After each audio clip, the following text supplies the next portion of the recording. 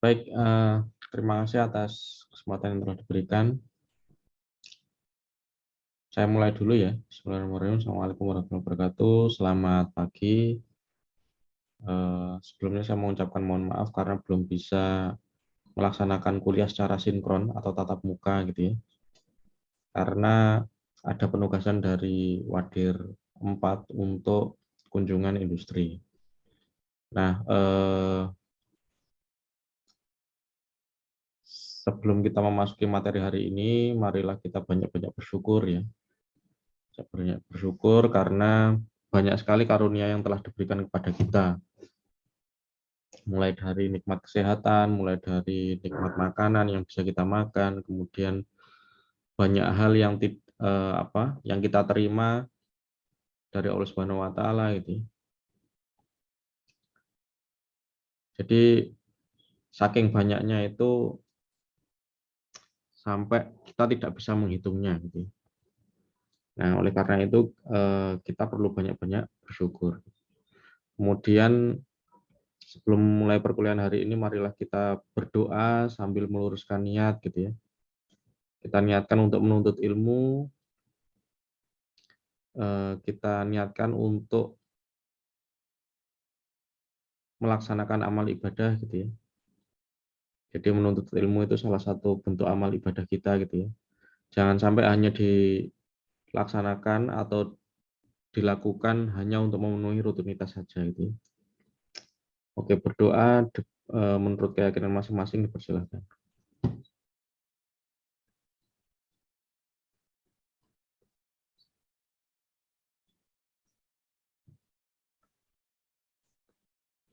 Baik,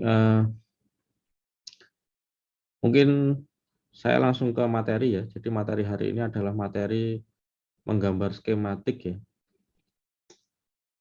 Menggambar skematik ini merupakan materi lanjutan yang eh, sebagai lanjutan materi pertama, pengenalan komponen ya. Jadi tahap selanjutnya adalah untuk menggambar skematik. Ada dua tujuan yang perlu kita capai di perkuliahan ini. Jadi yang pertama adalah mampu memahami dan menggunakan tool untuk menggambar skematik ya. Dan yang kedua adalah mampu membaca dan menggambar skematik seperti itu. Jadi targetnya kita mampu membaca, kemudian mampu menggambar menggunakan tools yang sudah tersedia gitu ya. Baik, saya langsung saja. Kita fokus ke bagian rangkaian percobaan ya. Ini merupakan skematik plan follower.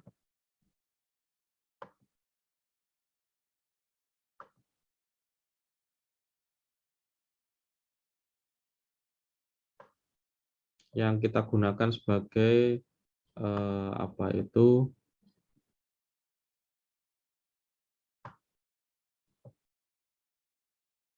studi kasus ya, studi kasus dalam pembuatan PCB seperti itu.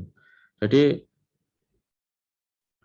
untuk membaca skematik itu sebenarnya prosedurnya cukup mudah gitu ya. Jadi yang pertama kita awali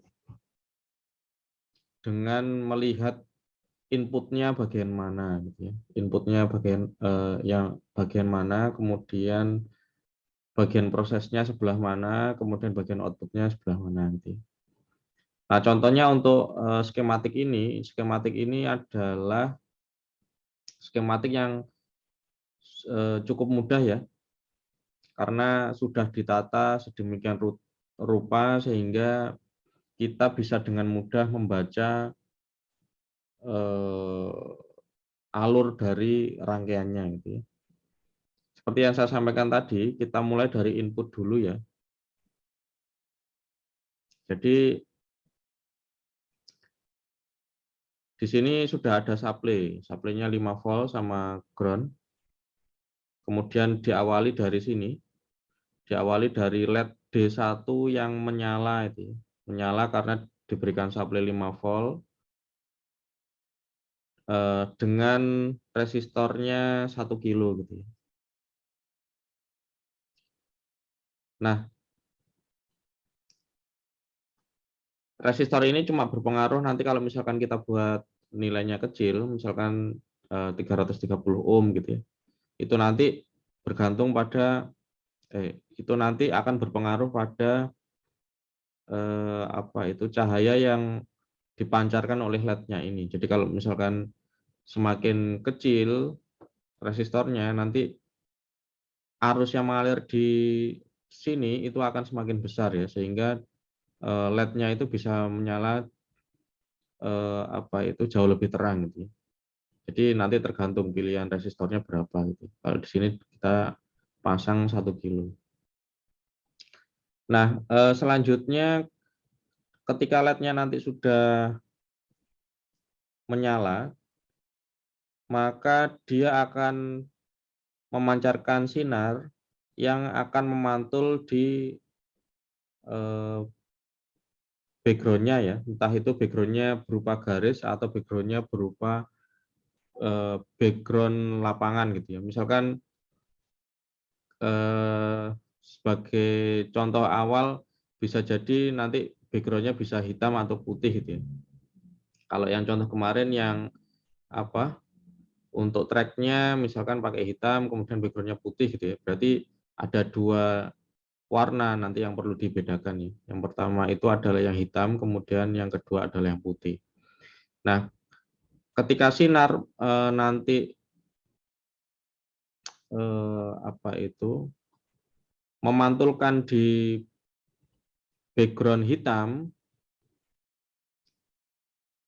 maka pantulannya akan diteruskan ke fotodiodenya ini. Begitu juga untuk yang putih ya. Cuma yang berbeda nanti kan intensitas balik yang diterima oleh fotodioda itu akan berbeda gitu ya intensitasnya. Jadi kalau misalkan kita belajar apa itu dulu belajar mengenai cahaya, kalau sebuah benda itu punya warna yang terang, dia akan memancarkan cahaya jauh lebih banyak daripada yang benda yang gelap gitu ya. Jadi nanti di sini nilai nilai arusnya itu akan bisa bervariasi gitu ya. Jadi karena tadi sudah dapat pantulan cahaya, kemudian diterima oleh sensor, maka sensor nanti pada rangkaian ini akan mengalir arus yang berbeda-beda ya. Kalau misalkan hitam itu nanti arus yang mengalir nanti jadi lebih kecil dibandingkan yang putih gitu ya. Nah, arus yang mengalir pada bagian sini mulai dari atas sampai bawah ini nanti akan menghasilkan tegangan yang bervariasi ya di drop di bagian R4. Jadi misalkan ketika apa itu arusnya itu misalkan 0,5 mili gitu ya, 0,5 mili ampere. Oh, mohon maaf jangan 0,5 ya. Lebih kecil lagi berarti 0,05 mili ampere ya. Misalkan kayak gitu. Untuk hitam misalkan ya. Maka nanti yang muncul di sini tegangan yang di sini adalah 0,05 dikalikan 10 kilo, 0,05 mili dikalikan 10 kilo gitu ya. Kalau dihitung-hitung berarti berapa? Eh, jadi sekitar setengah volt ya, setengah volt, setengah volt. Nah nanti beda lagi untuk yang merah ya, mohon maaf, yang putih ya, yang putih. Nanti dia arusnya di sini bisa jadi lebih besar, misalkan 2 kali lipatnya gitu. Maka nanti yang muncul di sini bisa jadi juga tegangannya juga lebih tinggi gitu ya. Ini saya misalkan kalau misalkan hitam tadi 0,5 volt, yang putih nanti jadinya adalah 1,5 volt misalkan gitu.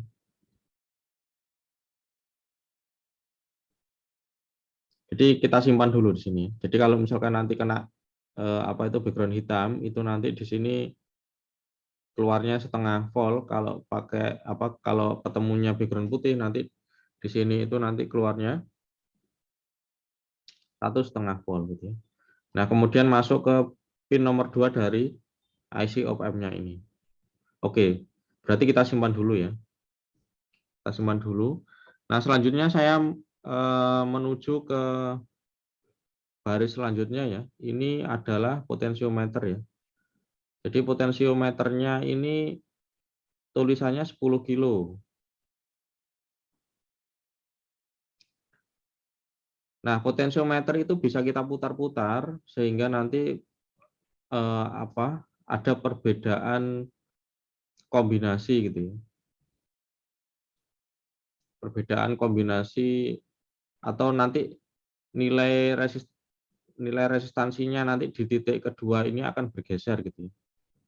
Jadi misalkan ini 10 kilo potensionya, kalau ini 49%, berarti nilainya yang terukur antara kaki 2 ke 0 ini nanti adalah 4,9 kilo gitu ya. 4,9 kilo. Kalau kita set 50%, berarti nanti di sini terukur 5 kilo ohm gitu ya. Yang atas juga 5 kilo ohm ya. Oke. Nah, karena ini nanti ada potensio kayak gini, nanti berlaku pembagi tegangan gitu ya. Pembagi tegangan ini nanti masuk ke sini, ini bisa kita atur ya sesuai dengan keinginan kita. Nah, yang penting ini kita simpan dulu ya di sini ya. Ini nanti tegangannya bisa diatur lah intinya. Kalau yang di sini nanti pasti ada 2 tegangannya. Berkisar di ring 0,5 sampai 1,5 ya.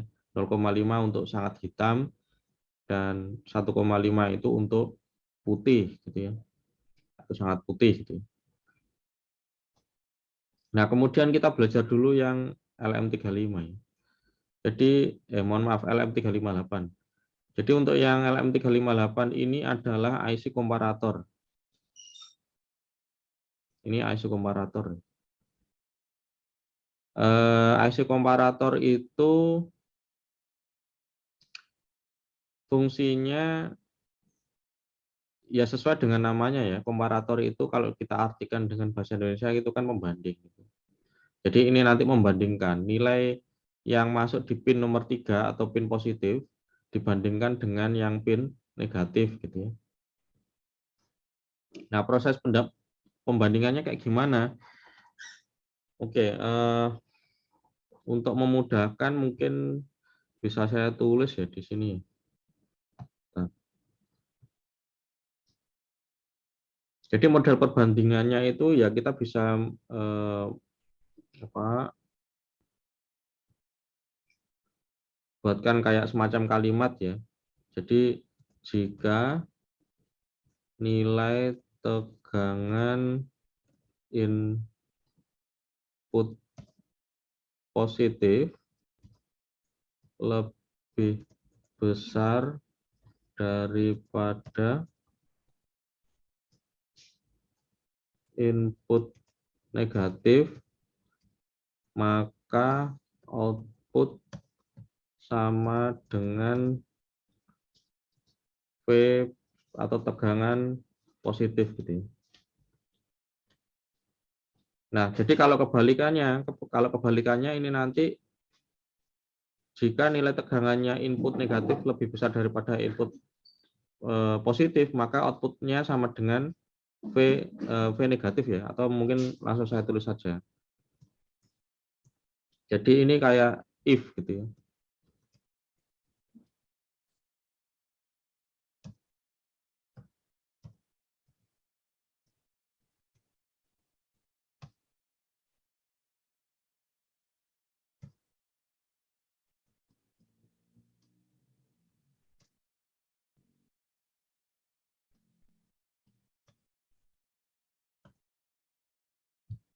Oke.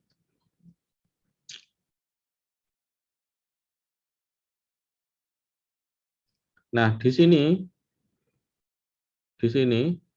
ini adalah input positif dan ini input negatif ya. Jadi kalau misalkan tadi kita terapkan aturan yang tadi, jika nilai D3 itu lebih besar daripada 2, nanti hasilnya adalah tegangan yang pada V+ ya. V plusnya itu yang nomor 8 ini. Kalau kebalikannya, yang lebih besar itu yang negatif daripada yang positif, nanti yang keluar adalah tegangan yang nomor 4 gitu ya, atau V min. Jadi kalau ini kan V plusnya pakai 5 volt ya. Terus ini V minnya itu pakai 0 volt. Jadi nanti kalau misalkan yang positif lebih besar daripada negatif, nanti keluarnya di sini 5 volt. Kalau yang negatif lebih besar daripada positif, nanti keluarnya di sini 0 volt gitu. Nah, terus cara kerjanya gimana gitu. Jadi target utamanya untuk sensor ini adalah bisa membedakan antara background sama track ya.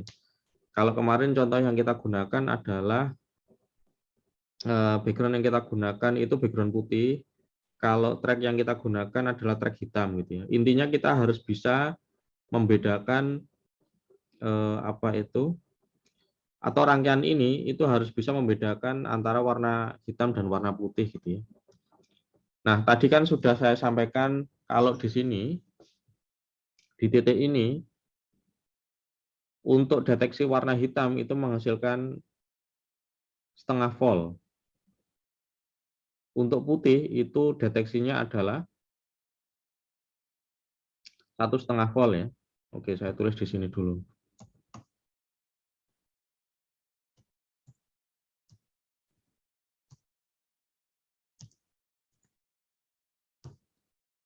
Tegangan sensor putih itu sama dengan 1,5 volt.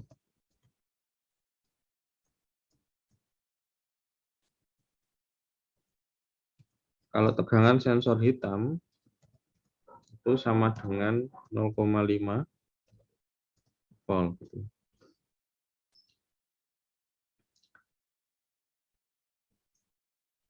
Nah, ini bagian output ini nanti kan outputnya cuma 2 ya jenisnya. Tegangannya kan cuma 2. Kalau enggak yang V+ ini 5 volt, berarti yang ini yang V min atau 0 volt gitu. Nah, harapannya adalah nanti kita bisa membedakan gitu ya. Kalau misalkan itu hitam, misalkan nanti keluarnya adalah 0 volt. Kalau itu putih berarti keluarnya nanti 5 volt misalkan kayak gitu. Jadi datanya nanti cuma jadi 2 ya. Klasifikasinya jadi 2 nanti. Nah, berarti kalau misalkan di sini kita sudah punya data sensor putih 1,5 volt, data sensor hitam setengah volt ya. Berarti kita bisa menentukan di sini itu kita buatkan threshold ya, atau kita buatkan batas gitu.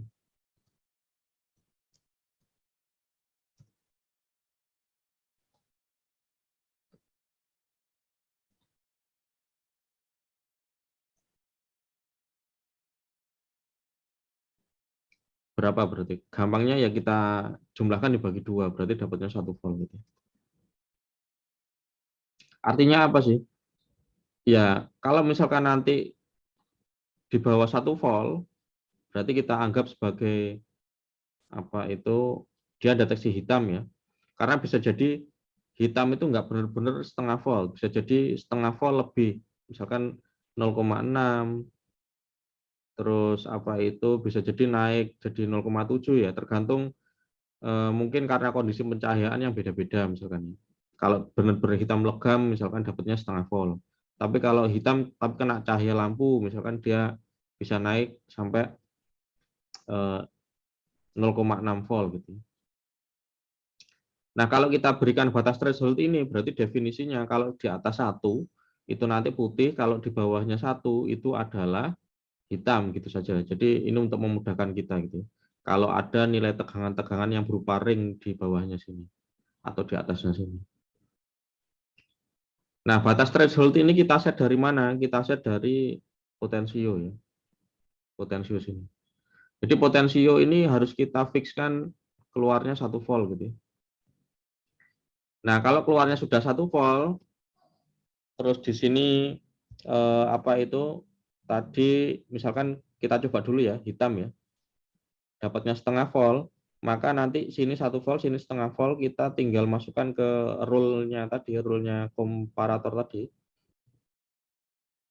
Jika apakah positif, sisi positif lebih besar daripada negatif gitu ya. Kalau iya, berarti keluarnya adalah V+. V plusnya berarti 5 volt gitu ya. 5. Nah, berarti kalau putih ya tinggal kita masukkan ya. Ini kan putihnya tadi kan 1,5 ya. 1,5.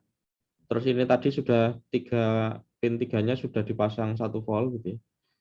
Nah, kalau yang apa itu? Kalau pin 3 tidak lebih besar daripada pin 2 atau yang pin negatif ini, maka nanti yang keluar adalah yang V-min ya. Keluarnya 0 volt. Berarti dari sini kita bisa mengeluarkan ya, setelah lewat komparator,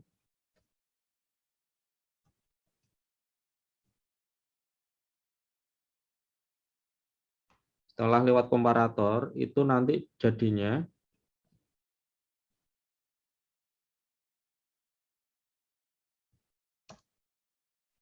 kalau deteksi sensor putih itu deteksinya 0 volt keluar dari op-amp.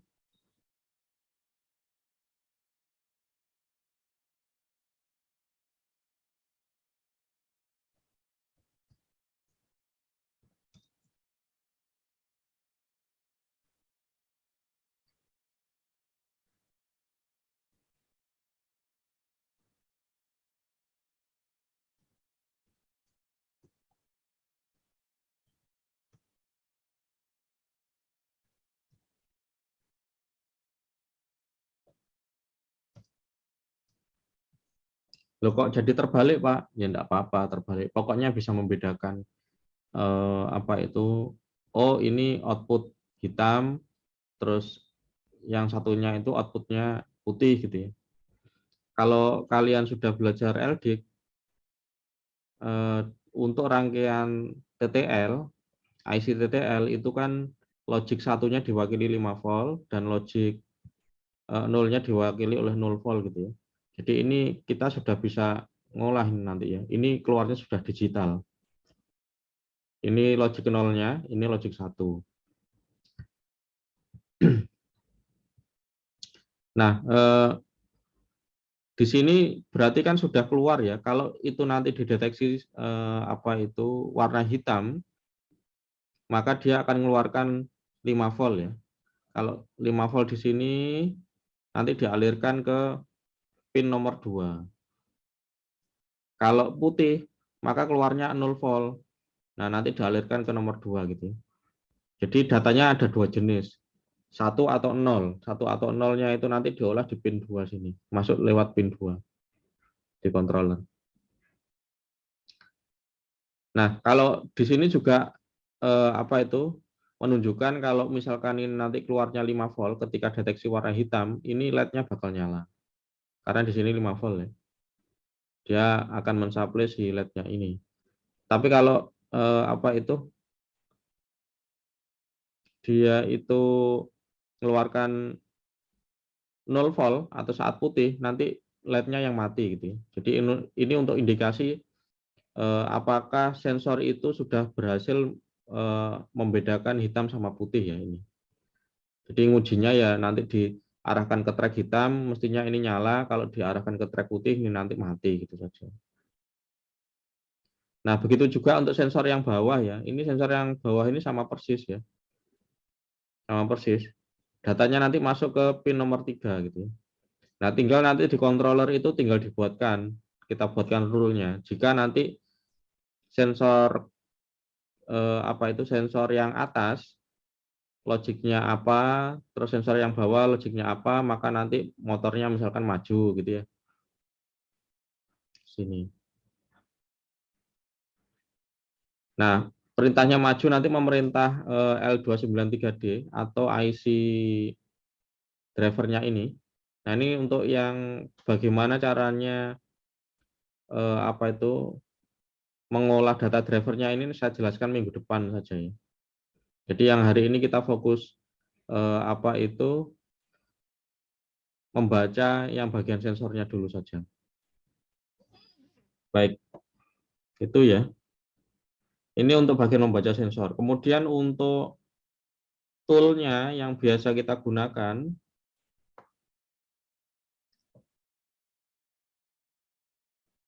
jadi toolnya mungkin langsung saya coba gitu ya.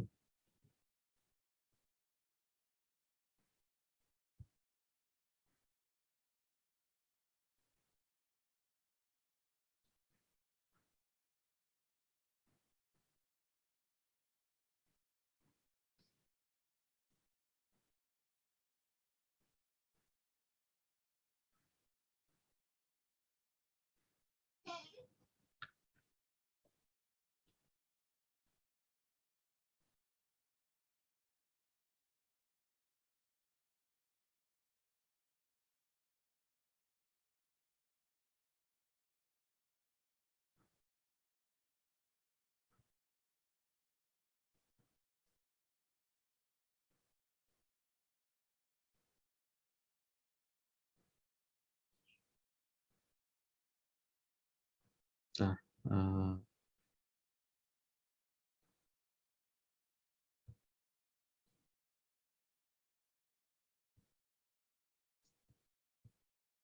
oke, ini saya share screen langsung ya. Jadi file new skema, jangan file new ya. Kalau kalian kemarin kan sudah buat apa itu, buat atau mengeluarkan seluruh komponen ya. Jadi dibuka yang file yang kemarin, terus nanti kan muncul ya apa itu skematiknya gitu ya.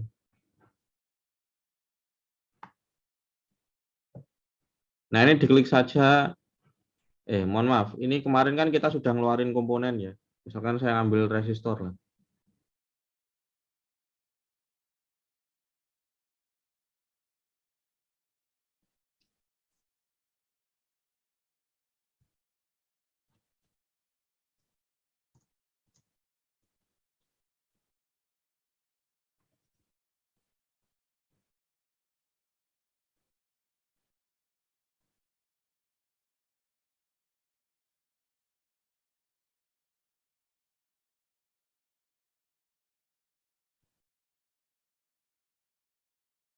Nah, ini resistor ya.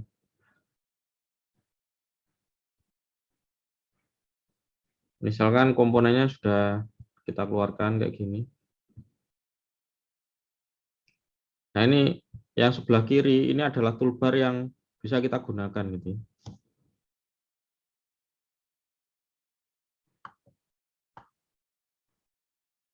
Misalkan kita tata sebentar gitu ya.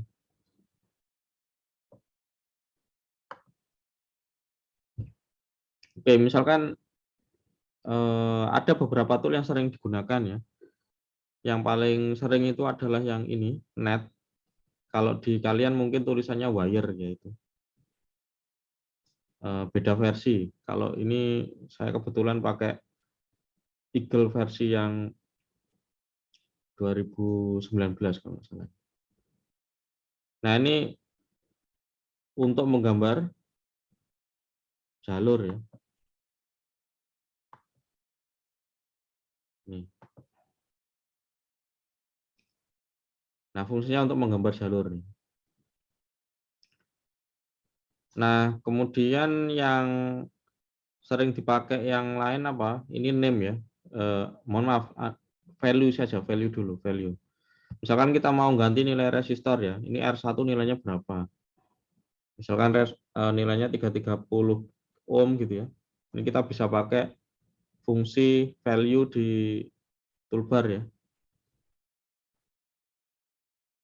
Misalkan ini 1 kilo, kemudian ini misalkan 10 kilo gitu ya. Nah, ini bisa kita berikan nilai lewat value ya. Nah, kemudian sebelahnya value ada name ya. Kita bisa mengganti nama ini, mengganti nama resistor-resistornya. Misalkan saya nggak pengen namanya R1, saya pengen namanya itu adalah resistor sensor gitu ya. Ini bisa. Cuman setiap resistor itu setiap komponen di sini nggak boleh punya nama yang sama ya. Kalau misalkan ini saya ketik resistor sensor, dia nggak mau. Nah, karena sudah ada gitu ya.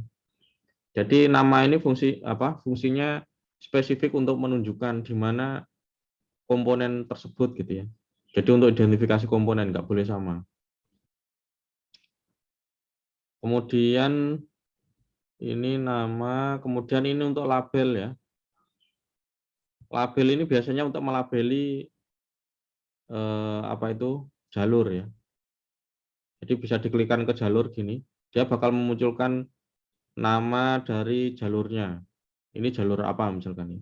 Kalau belum ada namanya ya biasanya ya namanya aneh kayak gini, masih NS1 gitu ya. Nah, ini jalurnya itu bisa kita namai sesuai dengan kebutuhan. Misalkan ini jalur untuk ground misalkan ya. Misal. Nah, begitu juga ya untuk yang sebelahnya itu ya. Nah, kalau kita menggunakan nama yang sama untuk jalur itu akan menyebabkan jalurnya tersambung ya. Contohnya kayak gini.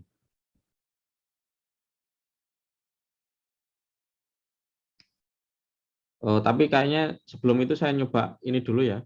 Ada fitur untuk melihat apakah jalur yang kalian buat itu sudah nyambung atau belum.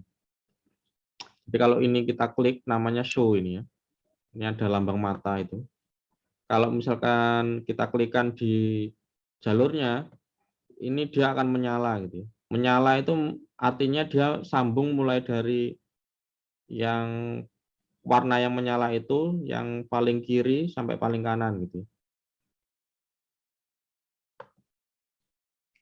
Nah, misalkan saya pengen saya duplikat ya, coba duplikat rangkaian saya ini gitu ya.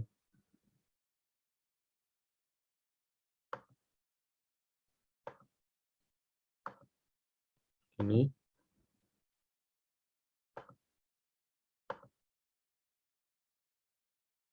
Kemudian saya hubungkan pakai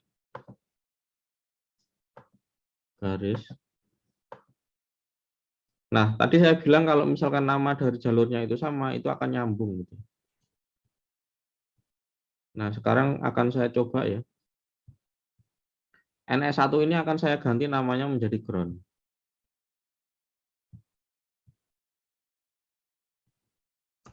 Nah, akan muncul pertanyaan apakah Anda mau mengoneksikan NS1 dengan ground? Jika iya berarti oke, berarti dua-duanya namanya ini sama gitu ya.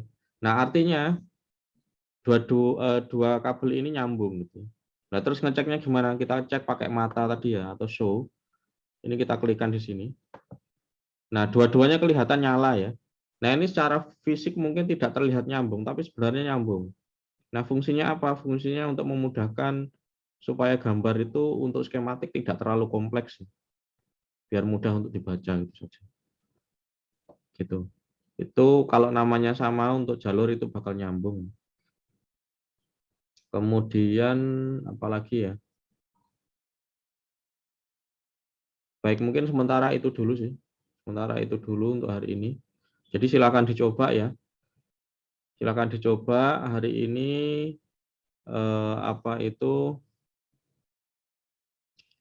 silakan dibuat skematiknya dulu ya. Seperti ini, persis seperti ini.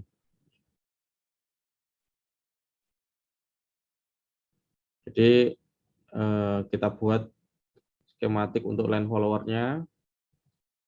Kemudian ada beberapa ketentuan yang perlu dipenuhi ya. Yang pertama, keluaran driver pada motor berupa pin header.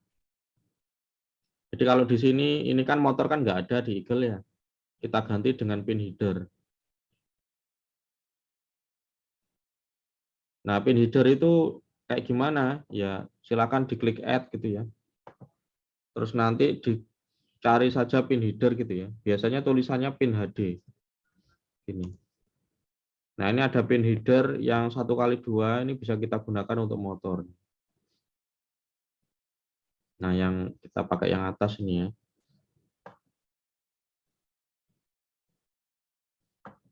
Nah karena tadi kan nggak ada apa, yang tadi kan nggak ada itunya, nggak ada motor ya di Eagle, makanya kita pakai pin header gitu. Jadi harapannya nanti kabelnya dari motor nanti ditancapkan ke header ini. Nah, ini diklikkan gini, terus satunya gini. Itu ya. Jadi yang bagian sini nanti diganti pin header. Begitu juga yang bawah. Nah, terus ketentuan yang selanjutnya, baterainya disediakan 2 pin header dengan konfigurasi V+ sama ground. Nah, ini kan harusnya kan ada baterai ya, kemudian dicolokin ke regulator ini kan. Jadi baterai 9 volt dicolokin ke regulator ini supaya nanti keluarnya di sini bisa keluar 5 volt ini ya, jalur yang 5 voltnya. Nah, yang bagian sini berarti kan butuh colokan. Kita pakai pin header aja. Pin headernya pakai pin header yang tadi, yang 1x2 itu. Dipasangkan di sini, satunya positif, satunya negatif. Jadi ditambahkan di sini, kan belum ada. Itu ketentuan yang kedua. Ketentuan yang ketiga, nah gunakan library Arduino Pro Mini, sumbernya ini ya. Oke, saya copy. Ini kan nggak ada nih, kemarin kontrolernya kan belum nemu. Kalau kita mau pakai controller, kita mau memasukkan ini, kita perlu download library-nya dulu ya. Jadi misalkan ini saya paste tadi ya linknya ya.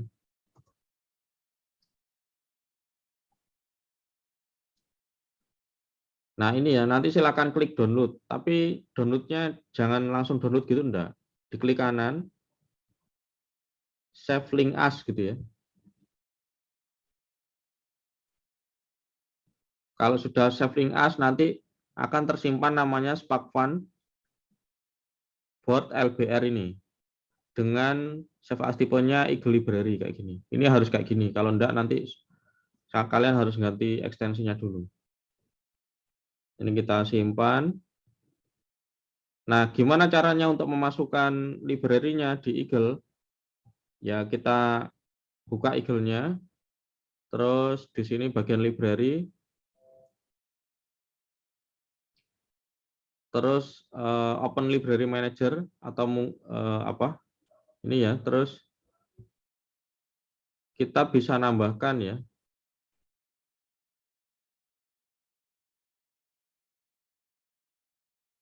Mungkin kalau Eagle yang lama yang kalian pakai di lab itu tinggal use gitu aja. Library use gitu. Kalau yang ini silakan diambil, download itu, terus diklik gini kan.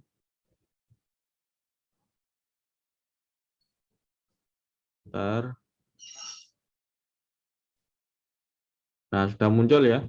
Ini silakan klik use. Nah, kalau sudah diklik use, maka kita bisa ngecek di bagian sini tadi di add itu harusnya ada ya. Kita cek dulu SparkFun library.